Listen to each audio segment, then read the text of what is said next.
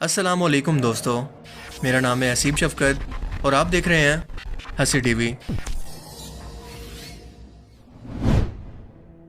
हाल ही में पाकिस्तान में 6.1 मैग्नीट्यूड का अर्थक्वेक आया जिसने पाकिस्तान समेत सेंट्रल एशिया के मुल्कों ताजिकिस्तान, उज़्बेकिस्तान और अफगानिस्तान को भी इफ़ेक्ट किया। इससे पहले 2005 के अंदर पाकिस्तान की तारीख का बदतरीन ज़ल्ज़ला आया जिसकी शिद्दत रेक्टर स्केल पर 7.6 थी, जिसमें 70,000 लोग मारे गए और इतने ही ज़ख्मी हुए।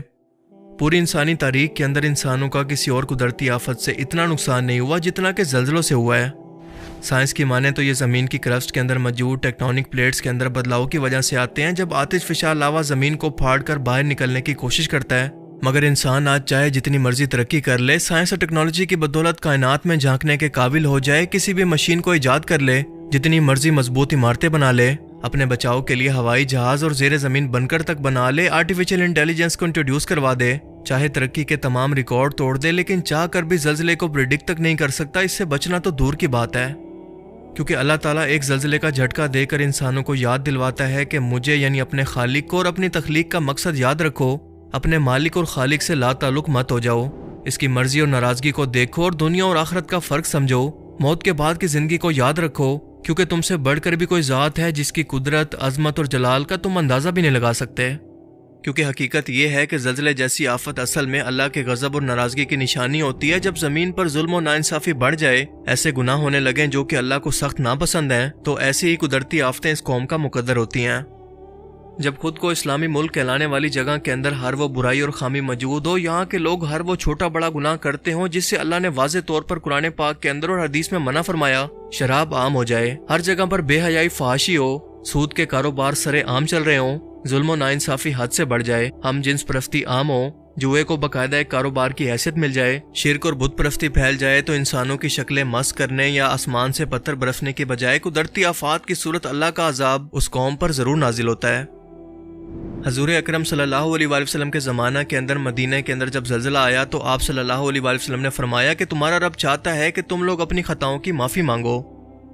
उम्मुल मोमिनीन हज़रत आयशा रज़ियल्लाहु तआला अन्हा फरमाती हैं कि जिस जगह पर ज़ल्ज़ला आता है, अगर वहाँ के लोग तौबा कर लें और अपनी बदअमालियों से बाज आ जाएं तो उनके हक में बेहतर है, वरना उन लोगों के लिए हलाकत है। अल्लाह ताला के इरशाद पाक का मफहूम है कि लोगों ने अपने हाथों से जो कमाई की, इसकी वजह से खुशकी और समंदर के अंदर फसाद फैला, ताकि इन लोगों ने जो काम किए अल्लाह इनमें से कुछ का मज़ा इनको चखा दे, शायद वो बाज आ जाएं। सूरह रूम। इस आयत मुबारका से बिल्कुल वाज़ेह है कि दुनिया के अंदर जो आम मुसीबतें लोगों पर आती हैं, मिसाल के तौर पर कहत, वबाएं, ज़ल्ज़ले और ज़ालिम हुक्मरानों का लोगों पर मुसल्लत होना, इसकी असल वजह यही थी कि लोगों ने अल्लाह ताला के अहकामात की खुली खिलाफ वर्जी की और ख़ुद अपने हाथों से ये मुसीबतें मोल ली। अल्लाह ने इन लोगों पर ये मुसीबतें इसलिए नाजिल की कि इनके दिल कुछ नरम पड़े और वो अपने अमाल से बाज आ जाएं। आज आप अपने आसपास नज़र दौड़ाएं और देखें कि मुल्क पाकिस्तान जो कि इस्लाम के नाम पर बना, इसके अंदर कौन सी ऐसी बुराई है, कौन सा ऐसा बड़ा गुनाह है जो कि आज हम मुसलमान ना कर रहे हों या उस गुनाह में हद से ना बढ़ गए हों। ऐसे बड़े बड़े गुनाह जिसकी वजह से अल्लाह ने इससे पहले भी कई कौमों को तबाह किया, मिसाल के तौर पर हम जिन्स परस्ती, बेहयाई और इस्लाम मुखालिफ बैनर्स उठाते घूमती नीम बराना औरतें, सूद के कारोबार, और ये सूद, शराब और जिना जैसे गुनाहों से सैकड़ों गुना ज्यादा हराम है। अल्लाह के रसूल ने फरमाया कि सूद के 70 हिस्से हैं और इनमें से सबसे हल्का हिस्सा ऐसा है जैसे कोई शख्स अपनी माँ के साथ जिना करे। अब आप खुद अंदाजा लगा लें कि इसी कौम ने सूद के ना सिर्फ आज बैंक खड़े कर दिए हैं, बल्कि किस्तों पर चीजें देने के नाम पर सूदी कारोबार को भी मुतारिफ करवा दिया है। ये लोग मुसलसल आज सूद का नाम और इसकी डेफिनेशन को बदल कर इससे बाकायदा कारोबार की सूरत देने पर तुले हैं।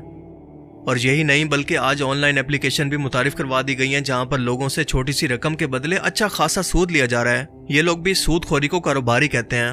और फिर ये वो लोग हैं जो कि कहते हैं कि हमारे रिज़्क के अंदर बरकत नहीं होती, हम पर नेक हुक्मरान क्यों नहीं भेजे जाते, हमारी दुआएं क्यों कबूल नहीं होती। अल्लाह से ऐसी शिकायतें करते हैं और खुद इन्होंने सूद खोरी के महल बना रखे हैं। ये मुनाफकत का आला तरीन दर्जा नहीं तो और क्या है,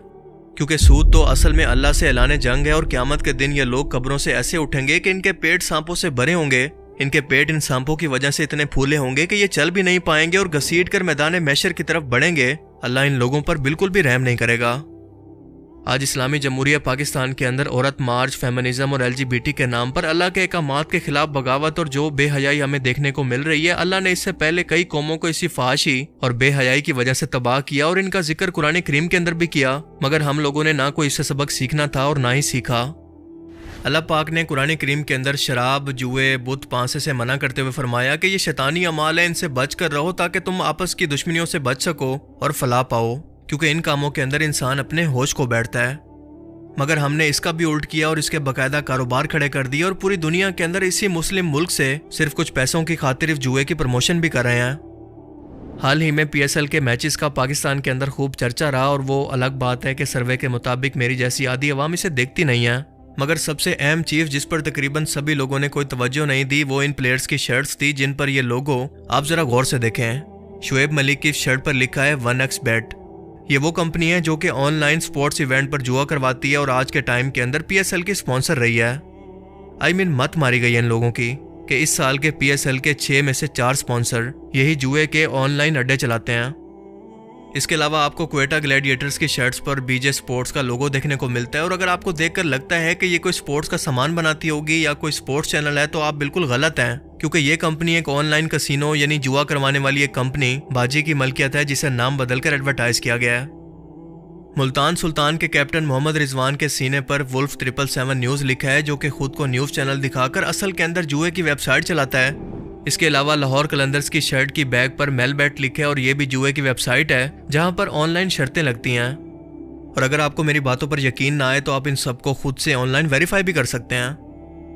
اب آپ سوچیں کہ یہ کوئی پاکستان کا سب سے بڑا سپورٹس ایونٹ ہے، انٹرٹینمنٹ ہے، یا پھر جوئے کے اڈے کی پروموشن، اس سب کی اجازت کیوں دی جا رہی ہے؟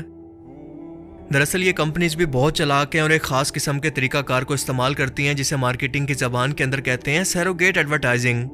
آپ لوگوں نے سیروگیٹ مدر یا پھر سیروگیٹ پریگنینسی کا نام تو سنا ہوگا، جس کے اندر ماں باپ مل کر ایک عورت سے ایگریمنٹ کے ذریعے مرد کے سپرم اور عورت کے ایگز کو ایک دوسری عورت کے اندر ڈال کر اپنا بچہ پیدا کرواتے ہیں اور اس کے پیدا ہونے کے بعد اسے لے لیتے ہیں۔ بالکل اسی طرح سے یہ کمپنیز بھی اپنے اصل کام اور کاروبار کو چھپا کر ایک نقلی یا پھر عارضی کاروبار کو دکھا کر خود کو پہلے رجسٹر کرتی ہیں اور اپنی مشہوری کے لیے ایسے ایونٹس کو سپانسر کرتی ہیں جنہیں دیکھ کر لوگ ان کی ویب سائٹ پر جا کر ان کے جوئے کے اصل کاروبار کے اندر انویسٹ کرتے ہیں۔ اور نام بدلنے اور چھپانے کی دوسری وجہ یہ بھی ہے کہ دنیا کے ترقی یافتہ ملکوں کے اندر یہ کمپنیز بین ہیں، اسی لیے ایسے تھرڈ ورلڈ کنٹریز کے اندر یہ انویسٹ کر کے لوگوں کو لوٹنے کے لیے یہ اس طرح کی ایڈورٹائزمنٹس کا سہارا لیتی ہیں، کیونکہ ان کمپنیز کے اشتہارات تک کو چلانا ان ملکوں کے اندر بین ہوتا ہے۔ صرف پشاور زلمی اور اسلام آباد یونائٹڈ کی شرٹس پر آپ کو کوئی ایسا لوگو دیکھنے کو نہیں ملا۔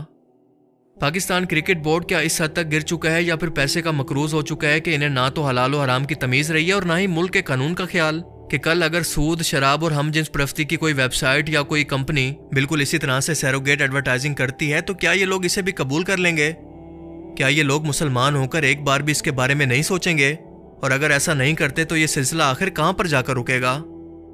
کیا ان سب حرکتوں کے بعد اور ہر ایک گناہ اور اللہ کے قانون کے خلاف بغاوت کرنے کے بعد بھی ہم یہ سوال کرنے کے قابل ہیں کہ آخر ہم پر زلزلوں جیسی آفت کیوں آتی ہے؟ ہم بحیثیت قوم تباہ کیوں ہو رہے ہیں؟